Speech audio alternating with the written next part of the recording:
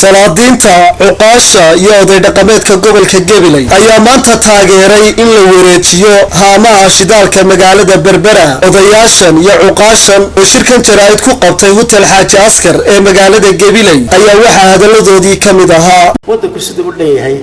inuu isagu gacanta ku qabto maamulo hagaajiyo waxaan leeyahay horumar badan oo ka sameeyay wadanka maantana inta yar ee keentay qaylada ee haamaha waxa weeye haamaha lamana iibinayo dekadna lamana iibinayo haamaha Allah naxariista Maxamed Xaaji Ibrahim Cigaal wuxuu ku wareejiyay total 3 sano noolaa iyo 8 sano oo joogay riyaale intaaba total baa gacanta ku haysay dawladda maanta aan dooranay markii ay dhalatay Axmed Maxamed Maxamuud Siiraaya ka wareejiyay wuxuu dhiibay isaga gacanta ku hayay maantana waxa lagu wareejiyay muwaadiniin reer Soomaaliland madaxweynaha dambe yimaadaan isaga amarka iyo hawshaba leh uu ka wareejin karaa uu u deyn karaa waxa inta ku siman in laga qayliyo oo dhowr bilood imika qaylada iyo hadalka socdo kuma haboona munaasibna ma aha waxa la hayay dadweynaha shucuubta shacbiga madax dhaqameedka reer Soomaaliland warna shacbi bayna xukuumadda kolba dalka haysa in taageero inagu waajiba ta imanaysa soo socotana maanta la wareegto in taageero inagu waajiba waxaan leeyahay aan iska dayna qaylada badan ee dhowrka bilood socotay amaha lama iibinayo muwaadiniin reer Soomaaliland oo lacagtooda wadanka taalo oo waxay ka helaan wadanka Galilaya lagu wareejiyay inta lagu wareejiyay maalinta madaxweynaha dambe yimaado hadduu u garan waayo uu ka wareejin karaa wax meel laga tagay maaha waxa inta ku simanna deena ka qaylana maaha waxa kale oo aan leeyahay xisbiyadeena mucaaradka wayna madeeni inay doorashay naga doonayaan barihi sabrjaayliga baa oday inankiisi ka tagay joogeel jira ka baxsaday wuxuu doontay quraan inuu soo barto diintiibu soo bartay inankii markuu wax soo barto reerkii meel aan laga tukan oo laga eedaamay buu yimi uu eedaamay wax kasta oo madaxweynuhu uu talaabo dad qamuuda madaxweynaha dadka doortay wixii maamulkiisa uu ku fikirkaa waxaan ugu doornay weyn haddana hadaba maalin walba soo qabano oo talaabadu qaadaba laantu meel saro ku jirno dee maxamed wanaagna aad dooranaysa iska fadhino ma beenay wadaan aan jeclahay siyaasadda iyo maamulka iyo dawladda iyo horumarka caalamka ana qayb galin waxa soomaaliya horisay sanadkii horeeyay ee xukuumaddan timid wuxuu bilaabay Axmed Maxamuud Siiraaya inuu kiciyo warshada shamiitada sawirka waxaan maranayaa dalka dibadda ku joogay iyo gudaha joogay wixii ka dhacay way haddayna ganacsatada iyo maalqabeenkeena dee lacagta haysta siinin wixii horumara ee maalgasha dalka oo noo jeclaano ama in ayro carab waxaa ka yimaada ama ku gaar waxaa ka yimaada dee waxba isla jecelna waxa weeyaan ha ku qadeen hada waxa qaato macnaheedu sawirkii maalinta aynu joojinay wakaad ka yimaada ma tijiyo Itoobiya ka yimaada تمام أنا ما تروح دون يلا كريم الخلاص كل بابي بالبريان حكومة الدخل تختار سبور والله وهي مع القشية هي سياسة الدركة هي الوضعت يقولوا حكومة واسدح صدح القيبون وين ومامك فريتا كرسورك يشعر دجيت أود فريتا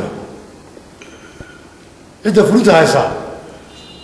sida uu garata dalka waxa loogu doortay siyaasadda iyada xigta saddexdii kule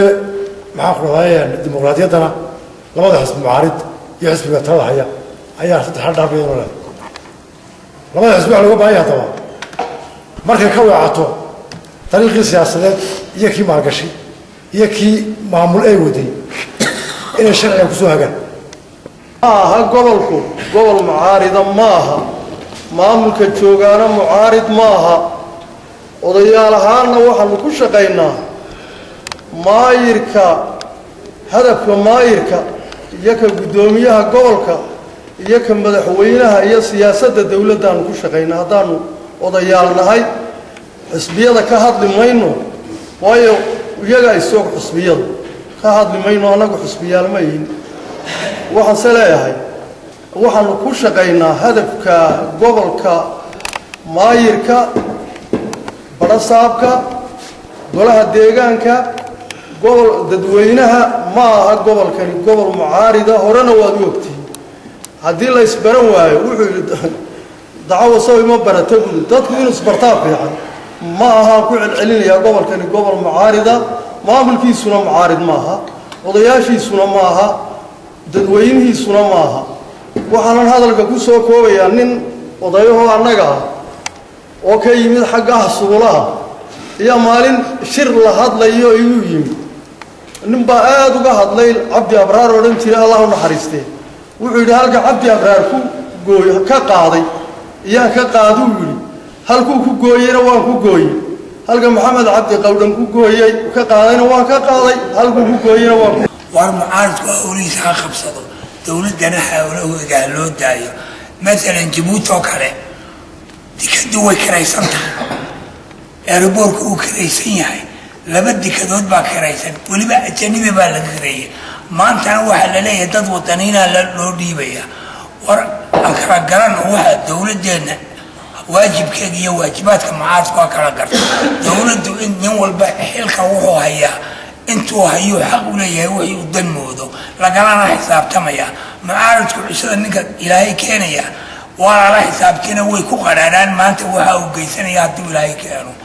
kolkaa war aakhiradaada u timo war mustaqbalka dalkana buuqa iyo khayra uma baahno kolba dibad shalay toole waxaa xasan sheekh ka lahaa somalilan waa gobol annaga ka hadla intaad siiraya daba ordisiin waxa odayaashii hore ku hadleen baa la qabaa anigoo caagarsaa waxay ku hadleen ayaa la qabaa waxaan leeyahay arrimaha waa la kala leeyahay arrimaha waa la kala leeyahay